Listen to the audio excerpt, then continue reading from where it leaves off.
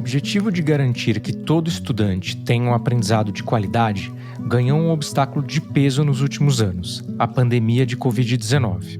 O período de escolas fechadas, sem aulas ou com aulas remotas, acentuou lacunas educacionais e deixou ainda mais evidentes os desafios que o Brasil já vinha tentando enfrentar. Ainda que a pandemia tenha contribuído negativamente, o problema da aprendizagem inadequada para a série cursada pelo estudante já é antigo e tinha proporções muito grandes mesmo antes da Covid-19. A recomposição de aprendizagem, estratégia para preencher essas lacunas e permitir um desenvolvimento pleno da trajetória escolar, não nasceu com a pandemia, mas ganhou força diante da luz dada a essa questão. Não há um único jeito de fazer isso, mas há alguns elementos considerados importantes na recomposição.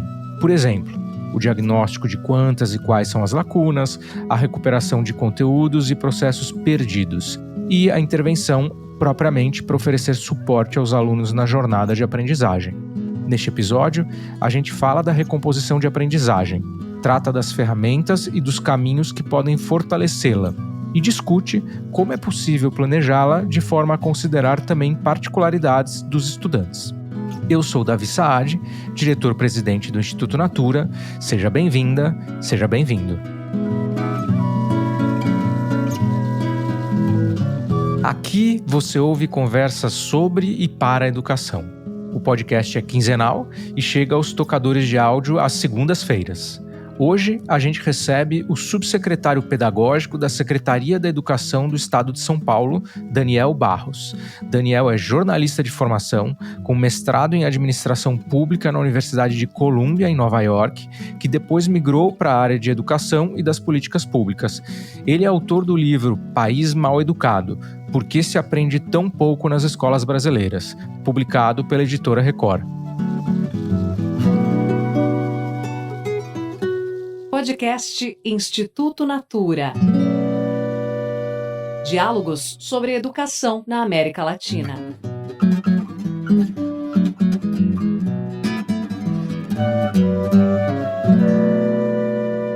Oi, Daniel, tudo bem? Queria, antes de mais nada, te agradecer muito pela presença, dizer que, bom, você sabe, né, já acompanho o seu trabalho há muito tempo, tenho visto você fazendo muita coisa interessante e toda vez que a gente conversa, a conversa é muito interessante, então estou animado aqui para essa conversa sobre esse tema tão importante que é a recomposição de aprendizagem. Obrigado aí pelo seu tempo, Daniel.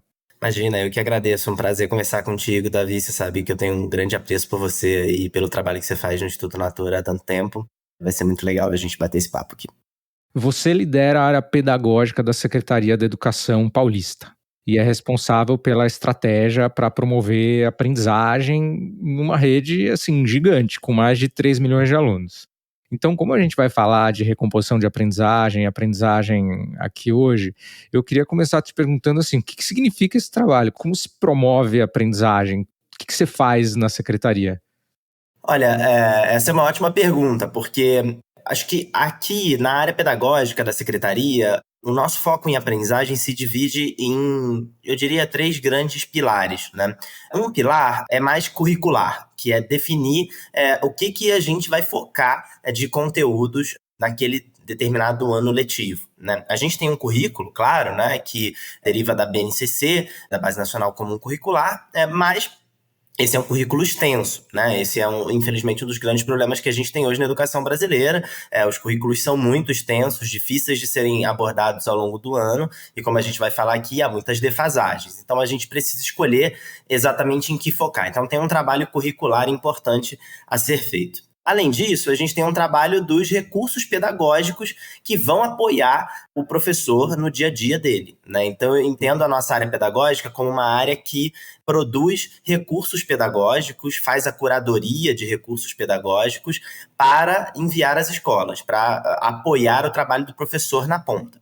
Quem faz o trabalho é o professor, são os diretores, é quem está nas nossas mais de 5.000 escolas, mas a gente é uma fábrica de produzir produtos educacionais para apoiar o professor a fazer melhor o seu trabalho. E, além disso, a gente também tem as avaliações educacionais. Então, essas avaliações servem para a gente medir como está indo o aprendizado dos estudantes. São avaliações de ordem mais somativa, então que avaliam o estudante ao final dos ciclos, seja no final do bimestre ou no final do ano.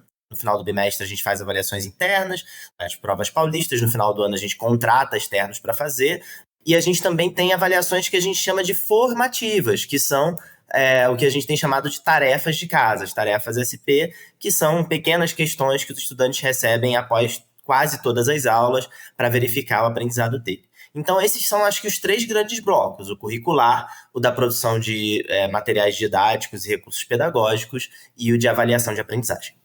Ótimo, agora ficou claro aí o tamanho da encrenca e eu queria já mergulhar no nosso tema aqui, que é o tema de recomposição de aprendizagem. Eu falei um pouco aqui na abertura, Daniel, que a pandemia ela jogou luz, né, nesse desafio, mas que é um desafio que de verdade não é novo, né, para o Brasil e para a aprendizagem nas escolas. Essa necessidade de recuperar conteúdos que não foram aprendidos adequadamente em fases anteriores, fortalecer os processos para que isso aconteça, né? Vamos começar a mergulhar nesse tema? Me ajuda a entender aqui em que pilares a recomposição de aprendizagem se baseia, para que alunos ela é mais importante. Vamos começar do começo para todo mundo entender, afinal, do que a gente está falando quando a gente fala em recomposição de aprendizagem.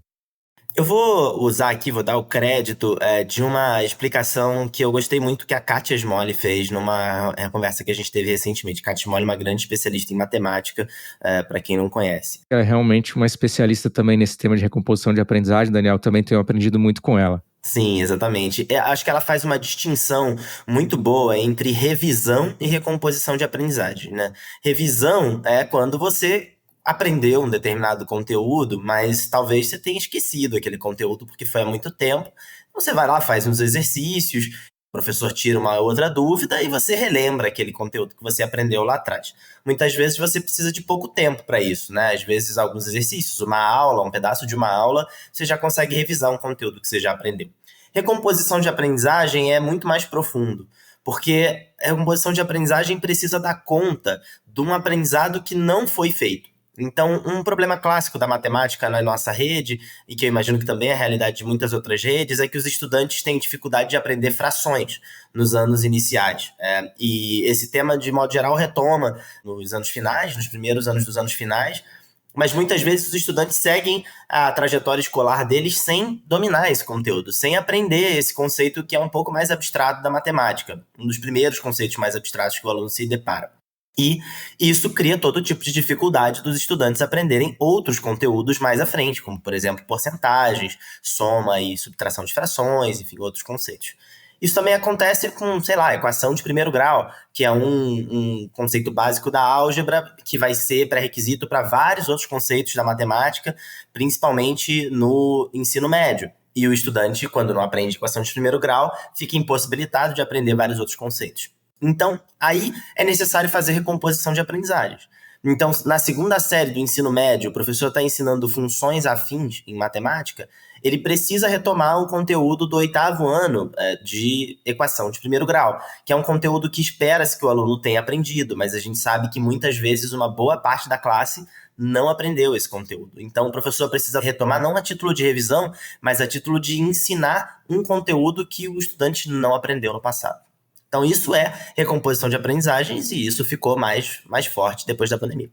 Perfeito, Daniel. Super claro, e queria pegar esse gancho que você falou que ficou pior depois da pandemia, porque às vezes quando a gente fala de recomposição de aprendizagem, passa uma impressão de que a gente está falando de 5, 10% dos alunos, e a minha impressão é que isso não é a verdade. Então, eu queria te ouvir, assim, em São Paulo, que obviamente que é a rede que você conhece melhor, e já é uma das melhores redes do país, de que ordem de grandeza a gente está falando de alunos que você acha que precisariam ou se beneficiariam de um processo de recomposição de aprendizagem? É alguma coisa mais próximo de 5% ou estamos falando de outros números? Não, infelizmente nós estamos falando da maioria dos estudantes, sobretudo conforme a gente avança pelos anos escolares, porque quanto mais a gente avança, mais profundo é o buraco, né? Mais profundas são as lacunas que a gente precisa recompor. especialmente em matemática e em alguma boa medida também em língua portuguesa. Mas eu reforço matemática porque o conteúdo é mais sequencial, os conteúdos eles são mais pré-requisitos uns dos outros. Hoje, aqui em São Paulo, em língua portuguesa, a gente tem 28% dos alunos abaixo do básico. 27,7% dos alunos abaixo do básico. É um percentual relevante no 9º ano do ensino fundamental. Isso significa, provavelmente, que esses alunos no 9º ano do ensino fundamental têm uma proficiência de 2 ou 3 anos para trás. Mas a gente tem ainda outros 50% de alunos que estão no nível básico. Esses estudantes, eles formam uma massa de alunos muito heterogênea. Então, você deve ter alguns alunos ali que estão um pouco defasados, então eles estão no 9º ano, mas eles têm proficiência de um aluno do 8º, do 7º, outros estão um pouquinho mais, mas esses estudantes pelo menos aprenderam um pouco mais do que os outros 28%. Então, assim, grosso modo, a gente está falando de 78% dos alunos que precisam de algum tipo de recomposição de aprendizagem. Eu acho que zerar esse número é improvável, porque a gente sempre vai ter heterogeneidade nas classes, né? No ano passado, eu visitei escolas em Xangai, na China, que é um sistema de ensino considerado com muita equidade e com bons resultados acadêmicos, e eles têm muita heterogeneidade também nas classes, mas tem um patamar mínimo abaixo do qual não se aceita que os estudantes estejam, né? E é nesse lugar que a gente espera chegar, garantir um patamar mínimo, permitindo, claro, que haja uma heterogeneidade dentro das classes. Eu falei sobre língua portuguesa, mas em matemática, infelizmente, essa realidade é ainda um pouco pior, né? Então, em matemática, abaixo do básico, a gente tem 36% dos alunos e no nível básico, 49% dos alunos. E mesmo que você pegue os números do abaixo do básico, até de língua portuguesa, que é melhor que matemática, né? Ainda assim é um número muito grande, né? Então, claramente a solução de recomposição de aprendizagem, ela não pode ser uma solução que beneficie 3% dos alunos ou algo nessa ordem de grandeza. Tem que ser alguma coisa maior e eu vou querer te ouvir daqui a pouquinho sobre o que vocês estão fazendo em São Paulo.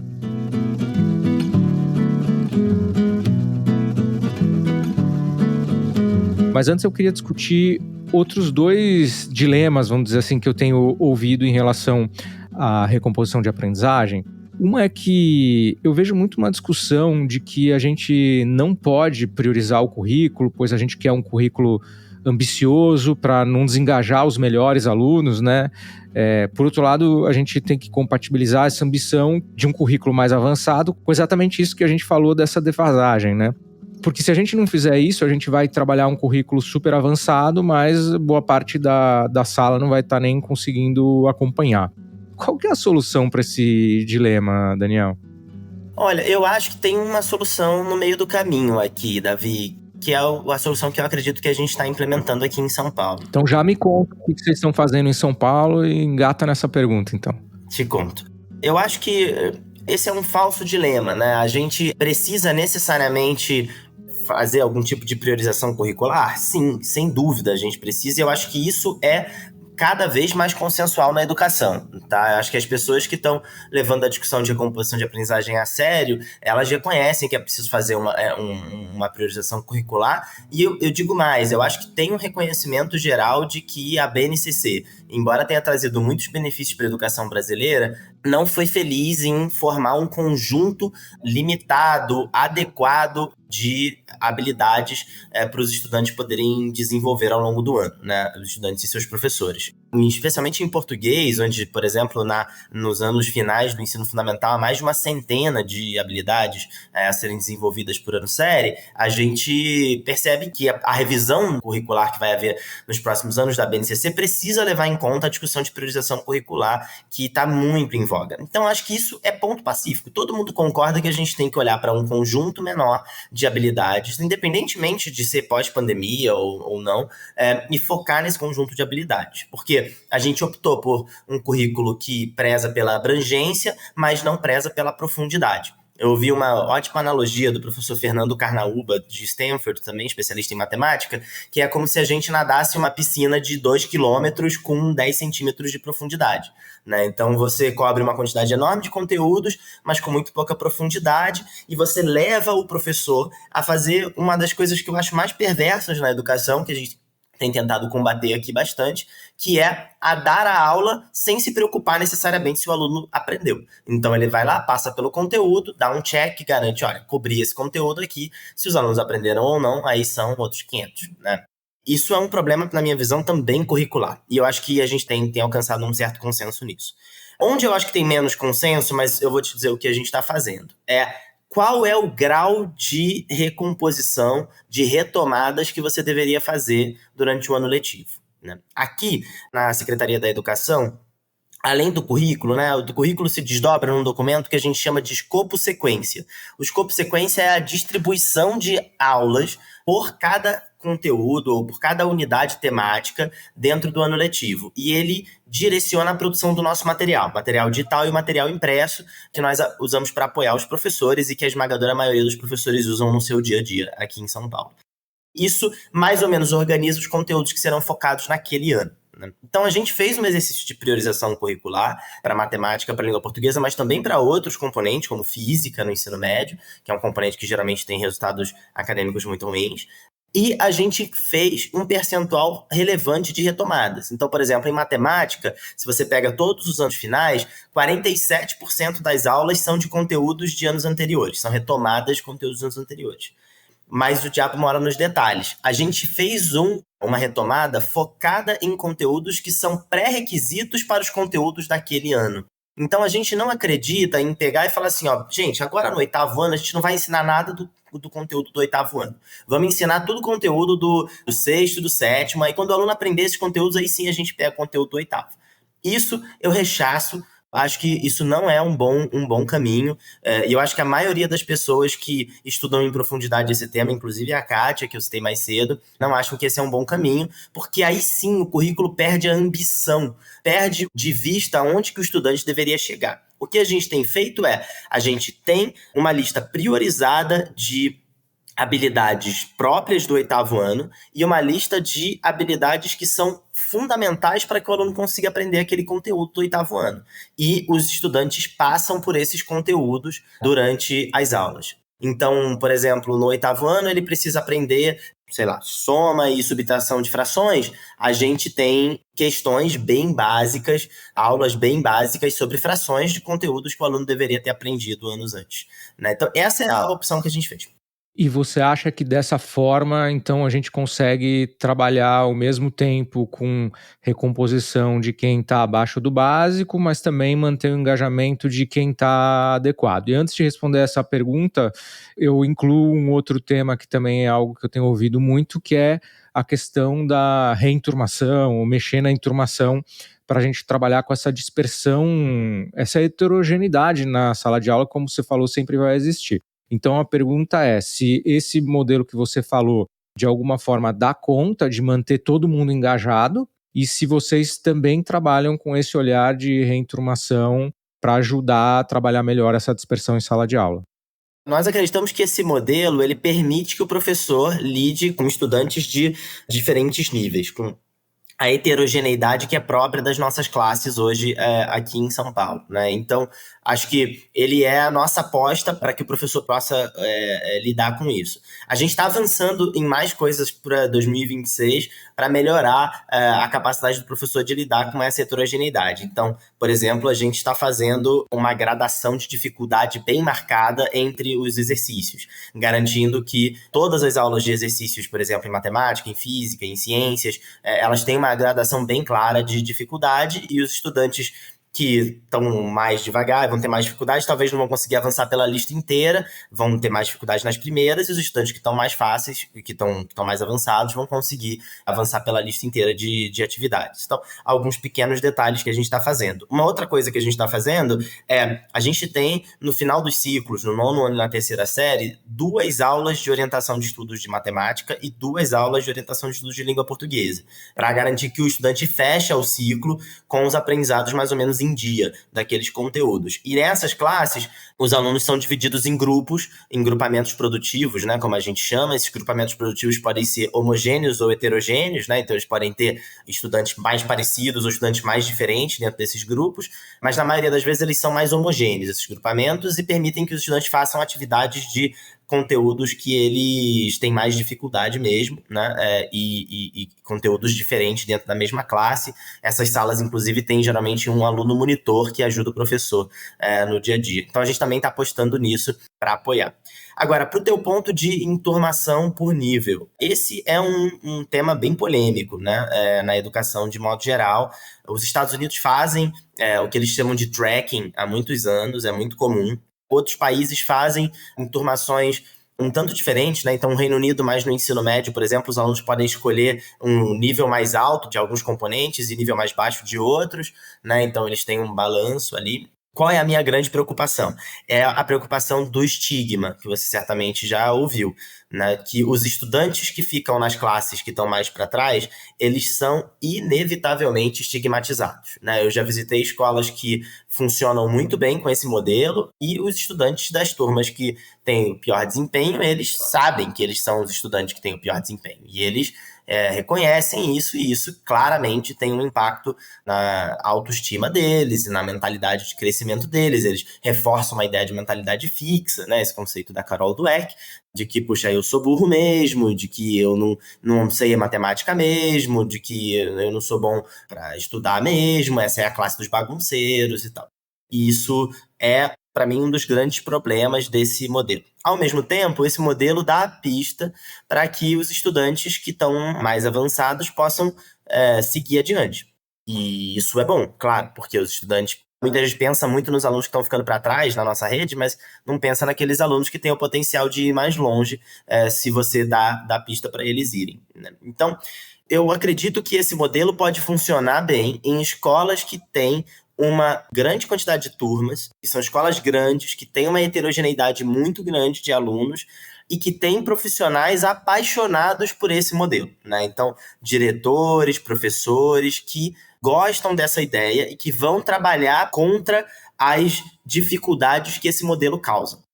Então, se eu tenho uma escola em que os professores eles vão para a turma que tem mais dificuldade, desmotivados, e falando, puxa, essa turma é difícil mesmo, tal, essa aula não flui aqui com esses alunos, a gente só vai deixar esses alunos mais para trás. E isso vai ter ainda um efeito socioemocional neles, né? Agora, se aquela escola é uma escola apaixonada por esse modelo e faz as devidas contingências para garantir que os estudantes desenvolvem mentalidade de crescimento, que eles avançam mais lentamente, mas avançam no seu ritmo, que eles não perdem ambição nos seus objetivos de aprendizagem, aí eu acho que pode funcionar. Por isso eu não acho que é uma solução para a rede inteira, eu acho que é uma solução para algumas escolas. Se eu entendi corretamente do que você falou, do que vocês estão fazendo, não que vocês façam assim essa questão da reenturmação como alguma coisa definitiva, mas em alguns anos da etapa, vocês têm esse olhar diferenciado para o nível do aluno, né? Que não é uma reenturmação, não é nesse nível que a gente falou, mas que já tem um pouco desse olhar. Eu entendi corretamente? Sim, é um nivelamento, eu diria, né? Que é uma prática muito comum nas escolas de tempo integral, que vocês conhecem tão bem no Instituto Natura, né? As escolas de tempo integral fazem esse tipo de atividade de nivelamento em que os alunos fazem exercícios de temas diferentes para tentar chegar todo mundo mais ou menos no mesmo patamar de aprendizagem. Então, a gente tem feito isso para a rede como um todo, nesse componente de orientação de estudos. Mas os alunos não são reinsalados, né? Acho que isso é um tanto diferente de fazer um reinssalamento por nível, porque uma vez que os alunos são reinsalados, é difícil você reinsalar por componente curricular, isso desorganiza a lógica da escola, né? Então, o que acontece é que você tem uma turma, que é, sei lá, o nono ano A, que é a turma dos alunos que tem pior desempenho. Então, eles estão juntos em português, em matemática, em ciências, em história, geografia, em todos os componentes curriculares, e eles ficam estigmatizados, não tem jeito. Ao mesmo tempo, os outros ficam com um carimbo de alta performance, né, de alto desempenho, que são bons em tudo e tal. Perfeito. Então, esse olhar que você está comentando no nivelamento é um olhar que vai mais direto ao ponto, né? Se o aluno está mal nesse ponto específico, é aí que tem esse olhar.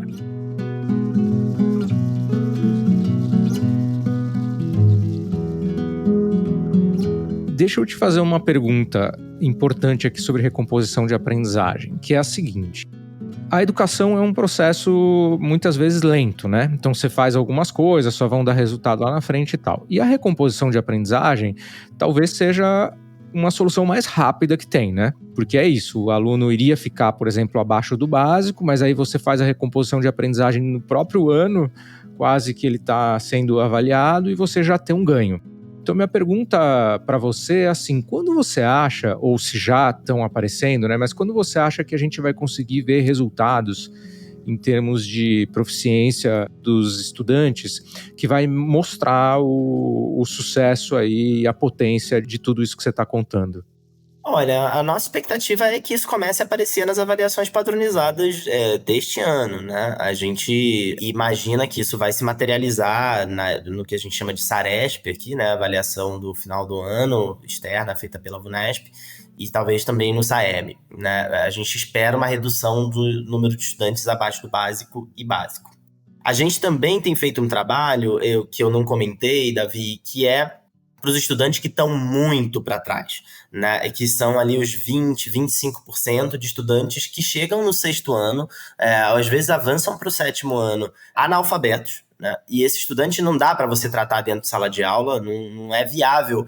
Você vai achar um especialista em língua portuguesa que diz que é possível você dar uma aula de interpretação textual para estudantes alfabetizados e não alfabetizados no mesmo grupo. Então, se o estudante não for alfabetizado, você tem que tirar ele de sala de aula e fazer um trabalho específico de alfabetização com ele, tardio. E em matemática é um pouco semelhante se o aluno não aprendeu as 4 operações básicas da matemática, porque ele também fica muito impedido de avançar. Então, nesses casos, que representam aí 20, 25% dos estudantes do sexto e do sétimo ano, e alguns dos estudantes também, infelizmente, do oitavo e do nono, que foram avançando, a gente está fazendo um projeto de tutoria, que hoje está em 500 escolas. No segundo semestre, a gente deve chegar a quase 1.000 escolas com esse modelo, a cerca de 900 escolas, e no ano que vem a gente pretende expandir também, que é colocar um professor de português e de matemática, ou em alguns casos um pedagogo, porque o conteúdo é basicamente de anos iniciais, para resgatar esses estudantes. Esses seriam estudantes que seriam abandonados pelo sistema, seriam estudantes que iriam seguindo adiante nos anos escolares e possivelmente desistiriam, ou se tornariam estudantes muito indisciplinados, que atrapalham o funcionamento da aula, simplesmente porque não conseguem acompanhar nada. Muito bem. Você falou em alfabetização, né? Isso me puxa para uma outra pergunta que eu queria te fazer, que assim, claro, a gente está falando de recomposição de aprendizagem, que é super importante, mas a gente nunca vai resolver o problema só fazendo recomposição de aprendizagem, porque vai ser uma enxugação de gelo eterna, né? Então, queria saber também o que mais vocês estão fazendo aí na Secretaria de São Paulo para resolver o problema na origem, né? E não ter que ficar fazendo essas recomposições de aprendizagem para tantos estudantes. Sempre vai ter um percentual pequeno, mas para tantos estudantes. Então, me conta aqui quais são as principais coisas que estão acontecendo na Secretaria que vocês acham que vão resolver a questão da educação para além da recomposição de aprendizagem. Eu gosto sempre de citar que acho que um dos grandes objetivos que a gente tem aqui é criar uma cultura de altas expectativas para os estudantes da rede pública.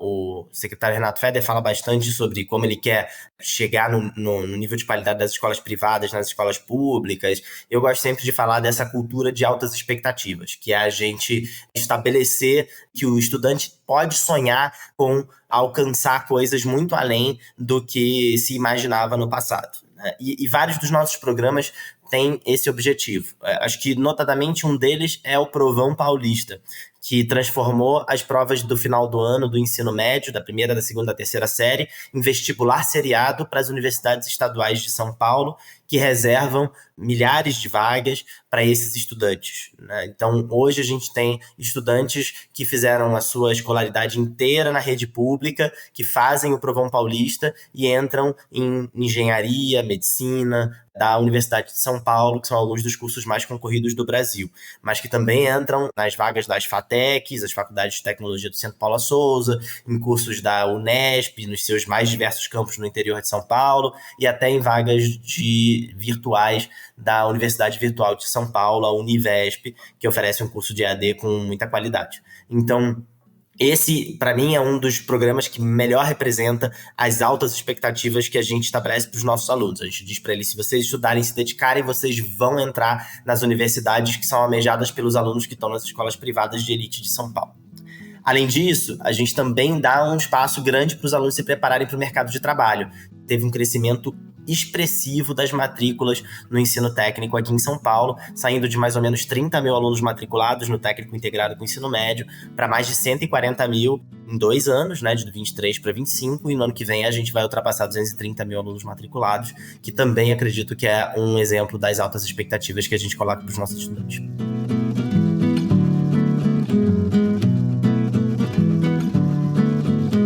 Bom, infelizmente nosso tempo está acabando aqui. Eu tenho tantas perguntas que eu gostaria de conversar com você. A gente poderia entrar nesse assunto do ensino técnico, né, que você domina tanto, que seria muito interessante, mas infelizmente eu não vou conseguir, que eu vou ter que terminar aqui. E aí, Daniel, tem uma pergunta que eu sempre faço aqui no final da conversa, que é uma pergunta que mistura um pouco de sonho com realidade. Quero saber qual que você acha que é o sonho possível para a educação brasileira daqui a uns 10 anos, né? E aí eu acho que a pergunta é bem interessante para você, porque você já passou por vários lugares diferentes ligados à educação. Você não vem originalmente dessa área. Você escreveu um livro, aliás, o qual eu recomendo, né? País Mal Educado, onde você faz uma pergunta importante, que é por que se aprende tão pouco nas escolas brasileiras. Então, baseado nessa experiência, nessa visão da realidade, no teu trabalho ali, mas misturando um pouco de ambição, o que você acha que a gente pode ver daqui a uns 10 anos na educação brasileira ou de São Paulo, como você preferir responder?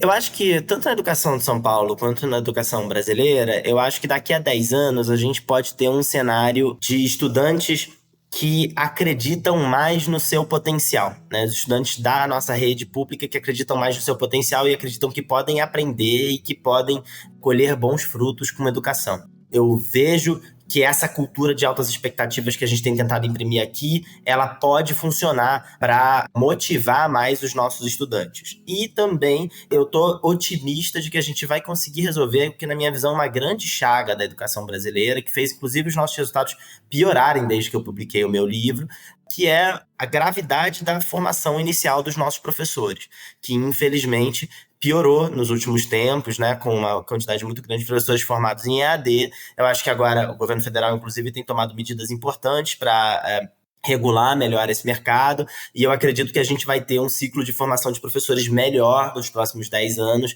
e um conjunto de professores com a formação inicial mais adequada, porque as pessoas falam, não tem bala de prata em educação? Eu acho que tem bala de prata em educação. É um professor motivado, bem formado, bem remunerado em todas as salas de aula, e acho que a gente consegue resolver o nosso problema de aprendizagem, né? Então, acho que a gente vai evoluir na questão dos professores e vai melhorar a autoestima, a motivação dos estudantes nos próximos 10 anos para chegar no nível educacional de um país desenvolvido. Muito bom. O Haroldo, que esteve aqui no podcast faz algum tempo, que você conhece, que lidera o Profissão Docente, cujo foco é professor, deve ter ficado feliz aí com a tua resposta. Eu também concordo super. Acho que professor é central aí nessa nossa discussão. Daniel, super obrigado pela conversa, acho que foi muito legal. Quero com certeza conversar com você outras vezes, aqui no podcast ou fora dele, que é sempre muito interessante e eu sempre aprendo bastante. Muito obrigado aí pelo seu tempo. Obrigado você, Davi, obrigado aos ouvintes aqui do seu podcast. Valeu, gente, até a próxima. Tchau, tchau. Esse episódio está chegando ao fim e queria te convidar a compartilhar essa conversa e deixar seu comentário. A gente recebeu mais um comentário muito legal, agora da Kátia Smolli, diretora executiva do Instituto Reúna, que, por coincidência, foi mencionada algumas vezes aqui na conversa de hoje. A Kátia, como eu disse na entrevista com o Daniel, já esteve aqui no podcast para falar sobre o ensino da matemática na educação básica, uma conversa da nossa primeira temporada, que se você ainda não ouviu, pode ouvir assim que terminar aqui. Ela, como eu falei, também é uma especialista nesse tema de recomposição de aprendizagem, com quem eu tenho aprendido muito.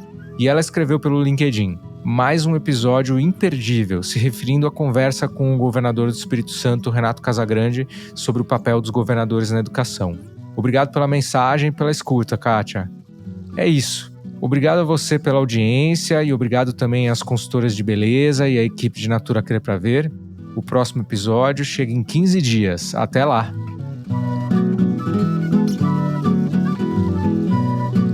Este podcast é uma produção do Estúdio Guarda-Chuva para o Instituto Natura. A edição é do Matheus Marcolino, a sonorização e a mixagem são do Pedro Yangzur, a trilha sonora é da Estela Nesrini e da Todo Canto Produção Cultural. pelo Instituto Natura, coordenação de comunicação é da Raquel Mello.